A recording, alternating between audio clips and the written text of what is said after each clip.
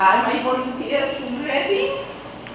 I see 1, 2, 3, 4. Everybody's here. Nobody got sick. Okay. Yeah. You can sit down and relax. I'm going to be moving around.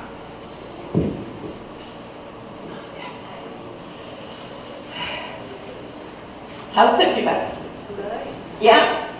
Did you enjoy the lesson? It's a little scary, isn't it? End-time deceptions. We don't like that word, do we? Anybody like that word, deception? Do you like to be lied about? Tricked? And I don't like to be deceived. Deceived? No. Okay, but we need to be ready because there is somebody who enjoys doing that. And the lesson starts at this Sabbath afternoon part, very interesting, with a quote from The Great Controversy. Leaving his place in the immediate presence of God, Lucifer went forth to diffuse the spirit of discontent among the angels, working with mysterious secrecy and for a time concealing his real purpose under an appearance of reverence for God. He endeavored to excite dissatisfaction concerning the laws that governed heavenly beings, intimating that they impose an unnecessary restraint.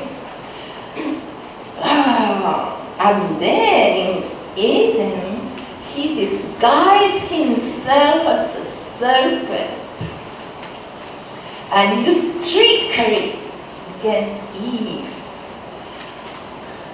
So he's a master deceiver. He knows exactly how to go to each of us. And he is going to show his power in the end times.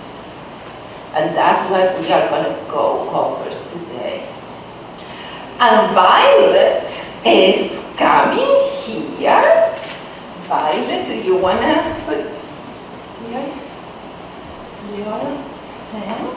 And boy, was she busy this week. All different colors. Okay, what do you want to tell us about the grandest deception? I found this personally very interesting. I had not thought of deceptions as a cause of trouble or confusion. I had thought of it more as an action. But as I read this, got out the dictionary, and the limited knowledge I have had, I was able to finally find the word deception. It has nothing to do with the happening. It has to do with the confusion. Well, I sat in the chair for a while and I thought, we are living in deception because is not our culture confused? And is not the world confused?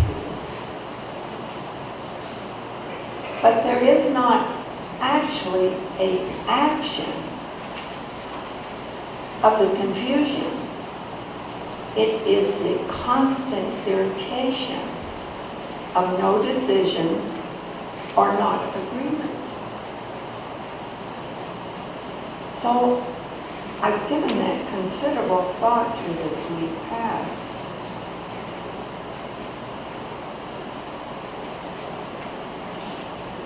The purpose in our lesson is to help us to understand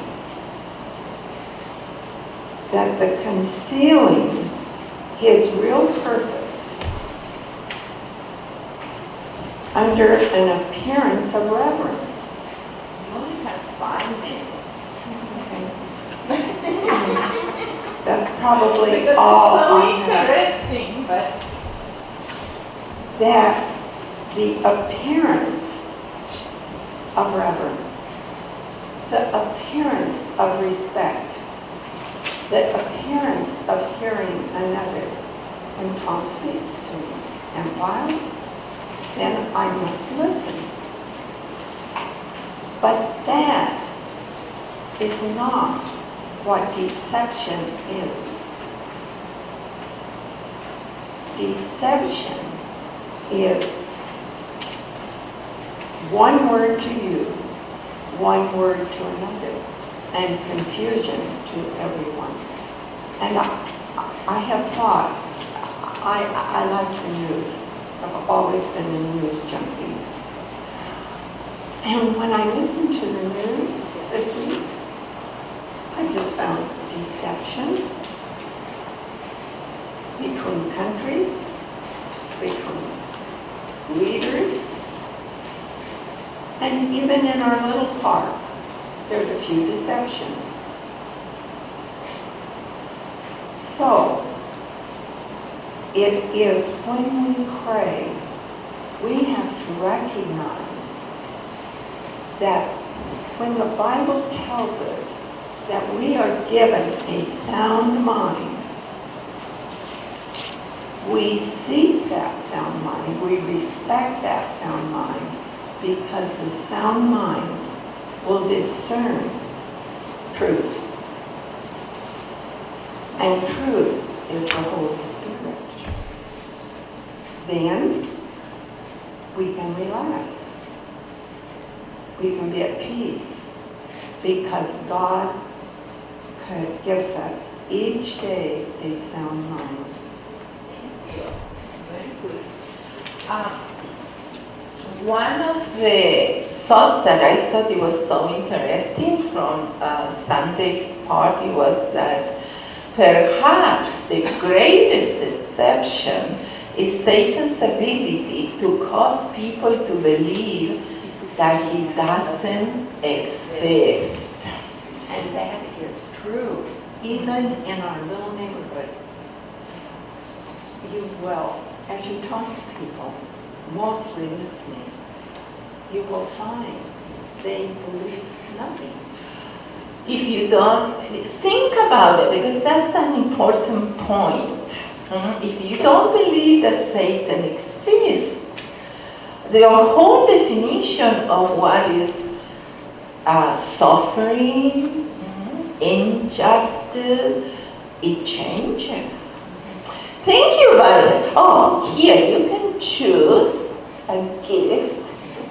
This is the same book, and these are for women. Okay? You know, Thank you. can I just say something? It's like I believe right here in the next section here, that if you don't believe in him, then you don't have to shelter from him. You can do anything you want because you're not believing in the devil. Yeah, and if you don't get ready in your daily life, and you're not getting ready for the future challenges that the lessons do. Thank you. So, who is the next victim? No, volunteer. Darlene. Okay, Darlene. Right here. And she came prepared. You have many books and notes. I love this. Okay. Mine is Monday, and it's on the two great errors. The two great errors is immortality of the soul and Sunday worship. Amen. So what I was going to ask somebody to do is just to, or for volunteers to read a couple scriptures. And if I could have somebody read, please, 2 Corinthians 11, 13 through 15. I'll read that one, Darby. Thank you. And maybe you can say the next And- verse. Okay. And I need somebody to read 2 Thessalonians 2, 9 and 10. Do I have a volunteer?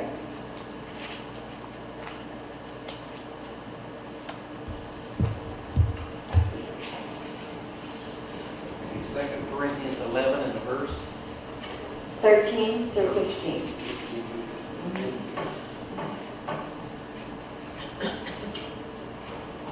For such are false prophets, deceitful workers, transforming themselves into the apostles of Christ.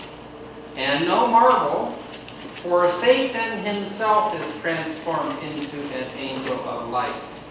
Therefore, it is no great thing if his ministers also be transformed as the ministers of the righteous, whose end shall be according to their works.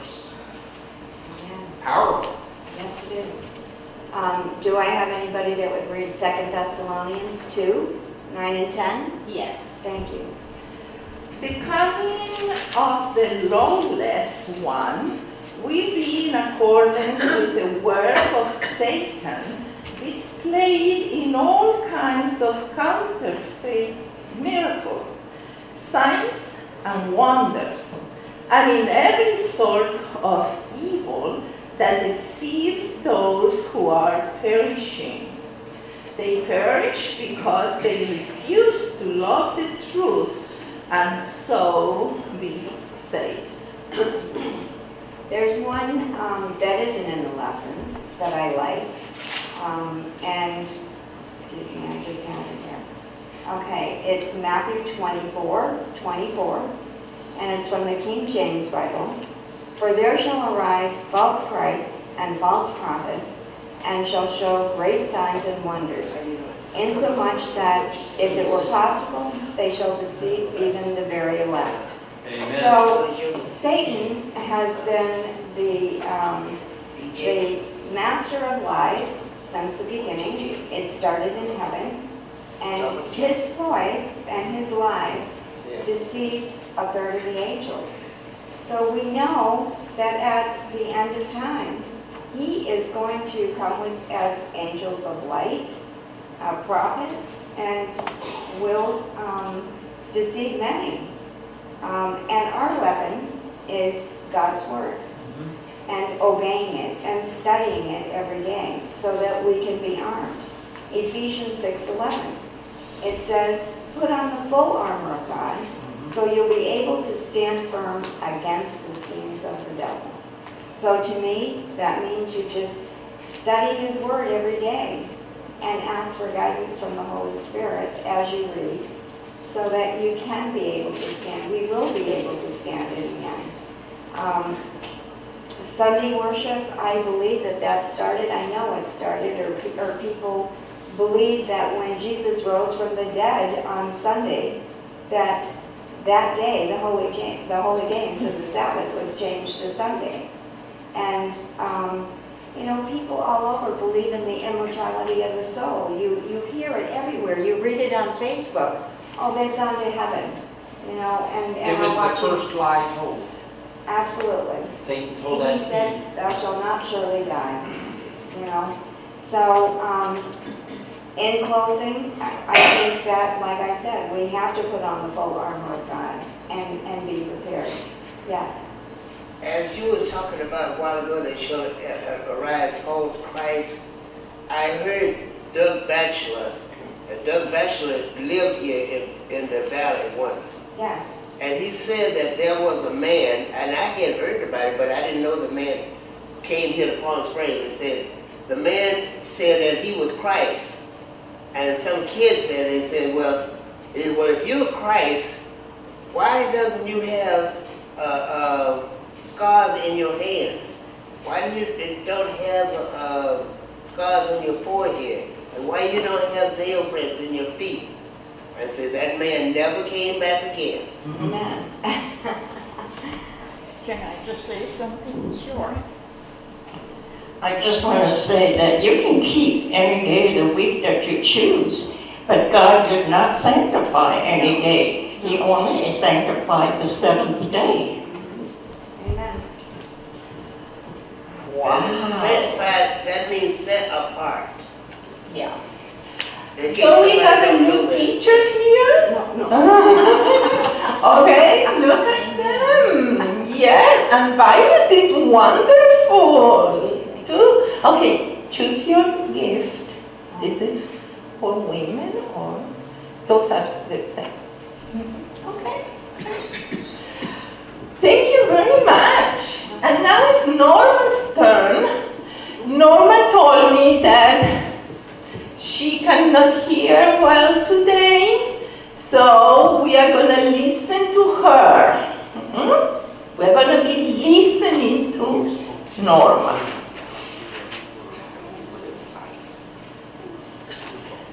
This lady right here doesn't know how to just take no for an answer. And I tried to tell her, you know, when you don't hear what's being said before your turn, it's pretty hard to get into the program. So I just asked the Lord to be with me, Amen. and I'll do my best. But I know that I have problems, and so I have to thank the Lord that I'm still here. And so I do my best in whatever I come to do. But the one that I'm going to be talking to you today about is the immortality of the soul. And that's one of the two great errors that the Christian world makes. And to believe that when you die, that you go directly to heaven is a very false teaching. And if they read their Bible and try to really understand it, then they know that this is not true. But that's what happens when people come into the church from the outside and begin to take in the truths that are being taught. Their hearts are changed, their minds are changed, and they then begin to understand that the living know that they shall die, but the dead know not anything. Even the memory of those that they have loved so dear becomes very dim. We don't like to think that when our parents die, that we forget them. And forget them we really don't, but we know that they are asleep in the grave, and they're waiting there. If they have known Jesus, as my parents did, that they're going to wake again to see Jesus coming in the clouds of heaven. And so that, to me, is a very true statement. I have trouble looking in the Bible for the scriptures because my hands shake so bad. So I wrote the scriptures down so that I could have them in my hand. But anyway,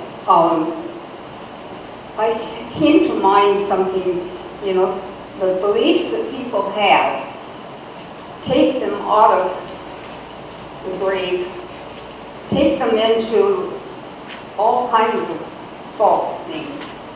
They become subject to Satan's deceptions, because then they are tempted for the out of body things that happen. for the unbelief of all our, the things that are going on in the world. They accept a lot of these, but they don't realize that they're opening themselves up to Satan and to all his wiles. And I think of one little experience that years ago, when our children were small, like maybe 3 and 6, we were on our way up to my parents' home for Christmas Eve. And we were stopped by the police. And we thought, what? Because we weren't speeding and doing anything. But anyway, when the patrolman came to the window of the car, he said, you have a light out in the back of your car. We didn't know it, but he told us, you need to go and get that repaired right away, So he didn't give us a ticket, but he told the children, he said, look up. Do you see that star in the sky? Way up there? That's Santa coming. See, that's what leads to these kind of beliefs. So we need to realize that. And then, if you go on to the next scripture, which is Psalms 15:17, we read that the dead do not praise the Lord, nor any who go down to their grave. I read that just right, I was waving my hand. But anyway, we can't praise him from the grave. We can't remember things. We may hate, we may, I hope not, but any of these thoughts of hatefulness or joy or whatever, we take them all to the grave. And if we believe that Jesus rose, then we need to believe that we will arise and that we are not. I just am very thankful that I don't have to believe that my parents and my 2 sisters that I've lost, my 2 brothers that I've lost, to think that they're up there looking at me, watching what I'm doing if I'm in the grave. I think of, just yesterday, we had a call from our son to tell us that my very dear friend, that was my very best friend for many years when we lived up north, was just taken to the hospital with a severe, very bad stroke. And I don't know right now whether she is living or gone. And I expect to get in touch with someone today to see if I can find out more. But, we lose these people. People we love. I think of how I just got a little note, picture from Jerry Brass this week, and a picture of Bev, and some of you may have also got it. We have known them for probably 50 plus years and have loved them dearly. But do I have to think that she's up there? No. I know that she's in the grave sleeping, and when Jesus comes, she's going to be there. Amen. To welcome him. And so I could go through all of these scriptures, but I think you know them very well. And so please, if you studied your lesson this week at all, you will understand all of these things. There's much more that I could have said, but I think my time is up. Thank you. Thank you.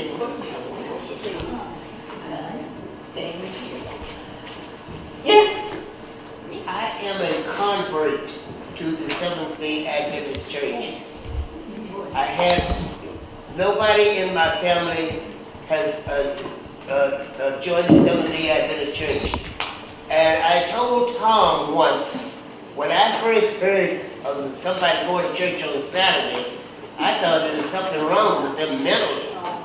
And Tom will tell you that. And he said he laughed out loud.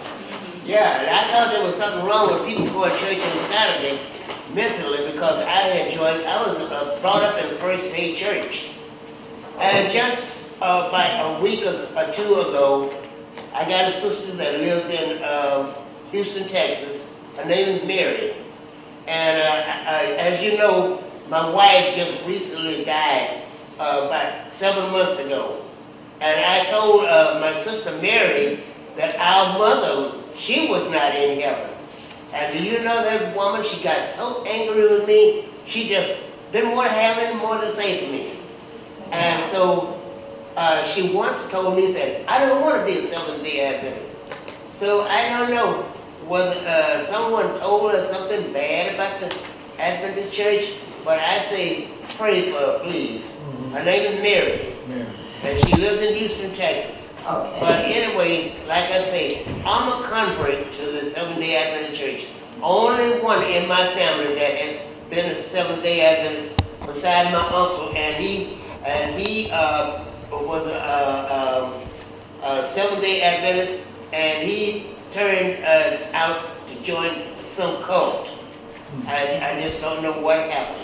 That's why we need to be learning about our truth, the message that God has given us in the Bible every day. But when we deal with people who have recently lost loved ones, we have to be very careful the way we approach them. They are in pain. That's not the best moment to hit them with doctrine. Just show love. And when they feel better and they are able to think clearly, then the Lord is going to show us how to tell them about the truths that are so important. But not at the moment that they are in such a deep pain. They cannot think clearly. Okay, and we have Lorraine. Norma, thank you. It was wonderful. And such a lesson for all the young people who are afraid to come to the front and talk. And now we have Lorraine. This one has to do with Sabbath and the lies that Satan has started out. The earth started. First, God planned everything. Nothing was done by chance. And then the Bible suggests that animals, each one, was very specific. And I marvel every morning when I get out to feed the birds. I think of God in creation, how these quail, each one is the same place for a feather and spot their chest. It just didn't happen by chance. And then Genesis, we read Genesis 1. And in the evening and the morning was the first day, the evening and the second day, evening and the morning the second day, and on, and then finally says on the sixth day, the evening and the morning. Now that took God 6 days to create this earth. And the seventh day, God rested and made the Sabbath day. So God did it in 6 days and rested on the seventh. But evolution tells it took 4.5 billion years to make. And I just want to tell you a short story. I grew up in a very strict Catholic home. My mother became Adventist when I was 4 years old. The church consisted of me and 3 teenagers and a couple older people. They moved to a place where there was no church school. There was not even a church. We had to drive. In the summertime, we drove to church. In the winter, we couldn't because the roads were icy. So I went to public school all this time. So one day, I was in 7th grade, I came with my mother. I said, Mama, you know, we started a little grain of sand in the bottom of the ocean, rubbed around, the feet came and legs, you know, all this stuff. All this stuff. I said, yeah, I gave the monkeys. And right here, I had a picture in that corner about how people started monkeys and all this stuff. You know? This is the truth. Next year, found me in church school. She found a place in the farm where I could go to a small church school and a small church. And there we did learn about running the sand, the bottom of the ocean, in the lakes. Thank you very much. Can I add my little comments then? You know, it's so wonderful to think of God creating this earth. And when you think of it, those of us that are going to go home and live with God, after the thing is lowered, we're going to be able to have the joy of sitting there and watching God create the earth again. After it's been cleansed and brought down, then everything is going to be burned up and there isn't going to be anything. So God is going to again have to recreate the world, and we're going to be able to sit back and just watch Him create it.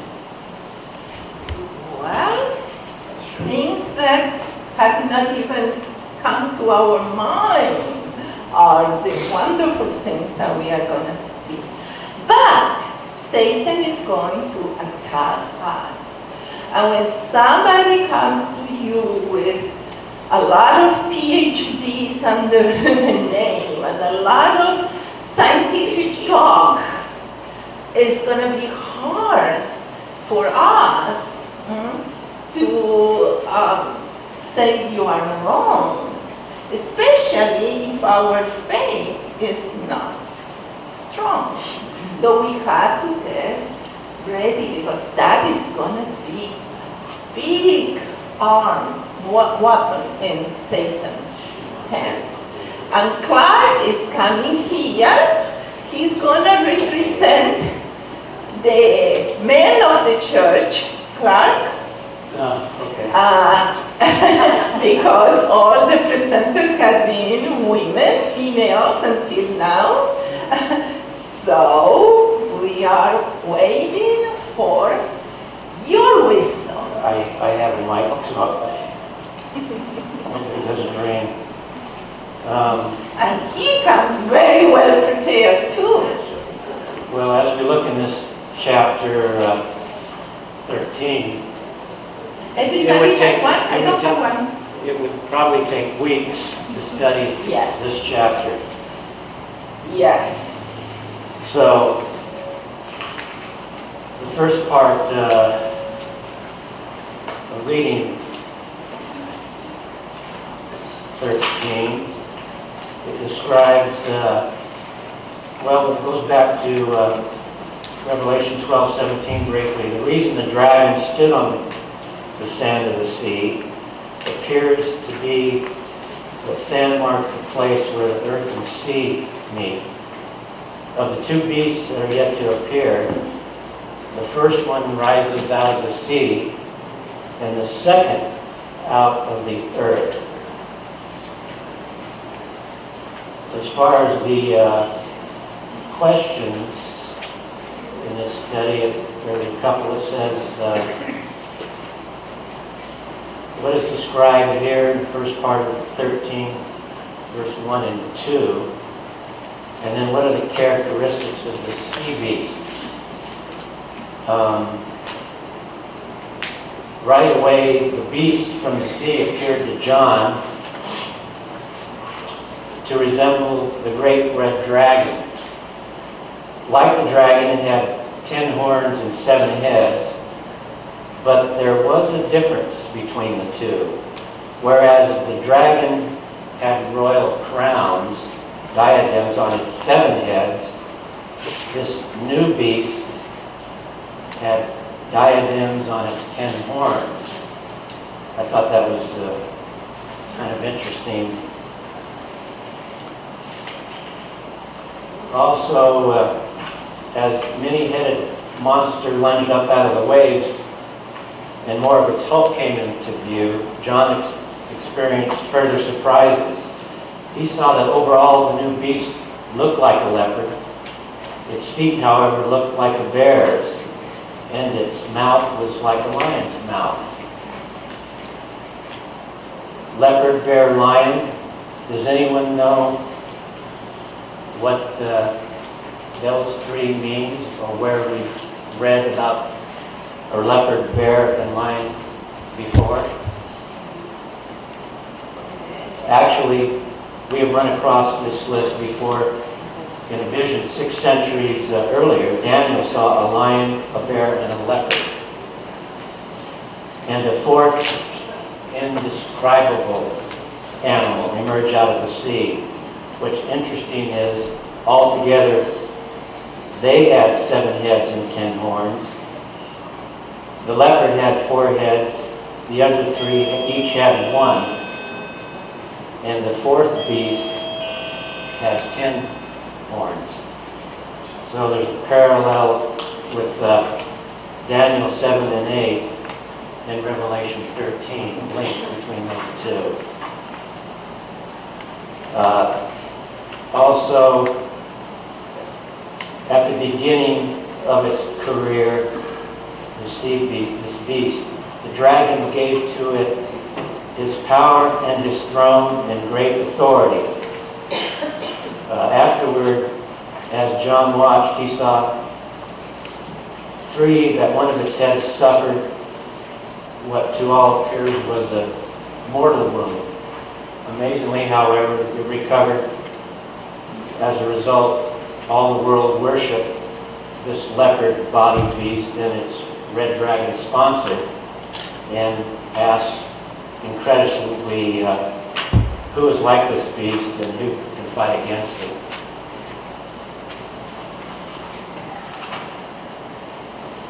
There is in that handout too, it mentions in this early chapter about the 1260 days. It's interesting too that the 1260 days are mentioned 7 times in Daniel and Revelation. The leopard-bodied beast opened its mouth to utter blasphemies against God, blaspheme his name and his dwelling, that is, those who dwell in heaven. Also, it was allowed to make war on the saints and to conquer them. It's also interesting too here that a throne is a symbol of authority, but because the words power and authority, we expect throne here to convey a more literal meaning. Basically, a throne is a place where an important person sits. Other words for throne are the Greek cathedra and the Latin sedes, which shows up in English as see. In the Catholic Church, the building in which a bishop's throne, or cathedra, is located is called his cathedral. The city in which his throne is located is called the see. The ultimate see in Catholicism is the Holy See, the see where the Pope's throne is located, and that's in Rome. In part of history too, here several emperors beside Constantine also conceded or offered power to the papacy. Step by step, the Roman Empire, which we call the dragon, did indeed give its power, throne, and great authority to the Catholic Church. The leopard-bodied beast, which is the climax, came in 538 when the armies of the empire drove the Arian Ostrogoths out of Rome, and that's an event described in some detail in the great controversy. And by 538, that's when the 1260 years began. The deadly wound mentions in 1798, 1260 years later, the Pope was taken into captivity and the Catholic Church was dealt a mortal blow. It happened just as Revelation had foretold with remarkable accuracy. the papacy had experienced other military defeats and even captives during its long 1260 years. But this one was unique in two highly significant ways. It came at the climax of several centuries of decline in the influence of Catholicism on the minds of Europeans. And it was not merely a military coup, but was a stroke deliberately intended to terminate the papacy forever. During the French Revolution and under orders from the revolutionary French government, General Alexandre Berthier issued a proclamation in Rome on February 15th of 1798, informing Pope Pius VI and the people of Rome that the Pope should no longer exercise any function.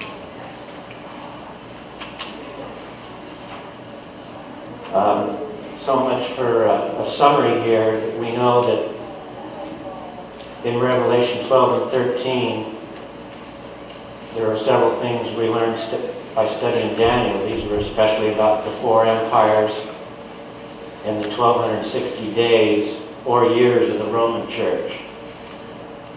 Whereas in Daniel 7, verse 26 and 27, told us that after the 1260 days, the judgment would sit and take away the power of the Roman Church.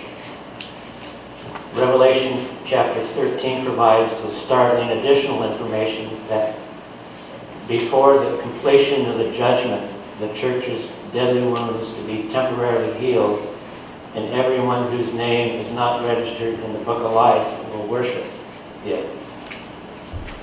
Revelation 13 also has shown us that a false prophet, a wolf in sheep's clothing, a lamb-horned but dragon-voiced beast will act as a special instrument in the end time, persuading the world to worship the beast and to receive its deadly mark.